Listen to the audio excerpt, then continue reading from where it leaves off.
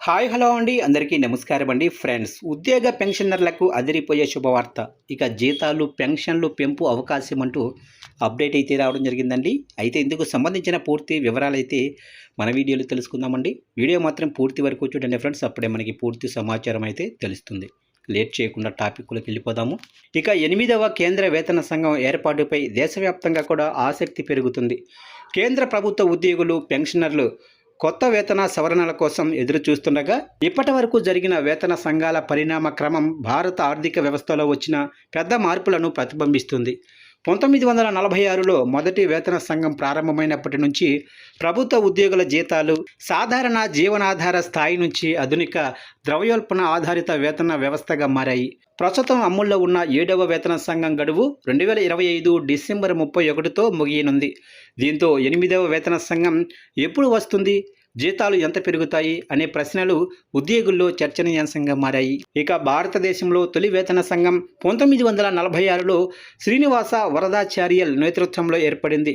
అప్పట్లో కనీస నెలవారీ వేతనం 35గా నిర్ణయించారు. తర్వాత 1959లో వచ్చిన రెండవ వేతన సంఘం కనీస వేతనాన్ని 80కి పెంచింది. 1973లో ఏర్పడిన మూడవ వేతన సంఘం కరువు భత్యం భావనను ప్రవేశపెట్టి ద్రవ్యోల్బణ ప్రభావం నుంచి ఉద్యోగులను కొంతవరకు రక్షించే విధానాన్ని తీసుకొచ్చింది. ఇక 1986లో 4వ వేతన సంఘం కనీస వేతనాన్ని 375 నుంచి 750కి రెట్టింపు చేసింది. అలాగనే 1996లో 5వ వేతన సంఘం పెద్ద మార్పులు తీసుకొచ్చి కనీస వేతనాన్ని 2550కి పెంచింది. ఇక అదే సమయంలో ప్రభుత్వ ఉద్యోగుల సంఖ్యను నియంత్రించే దిశగా కూడా సూచనలు చేసింది. ఇక 2006లో అమలైన 6వ వేతన సంఘం గ్రేడ్ పే బ్యాడ్స్ వ్యవస్థలను ప్రవేశపెట్టి కనీస జీతాన్ని 7,000గా నిర్ణయించింది.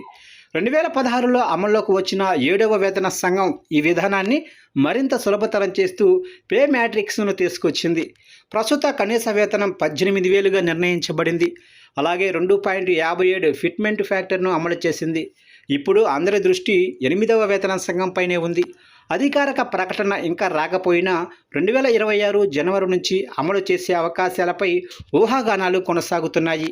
ఉద్యోగ సంఘాలు 2.81 నుంచి 3.68 మధ్య ఫిట్మెంట్ ఫ్యాక్టర్ ఉండాలని కోరుతున్నాయి. దీంతో కనీస వేతనం 26,000 లేదా అంతకంటే ఎక్కువ పెరగొచ్చని అంచనాలు వినిపిస్తున్నాయి.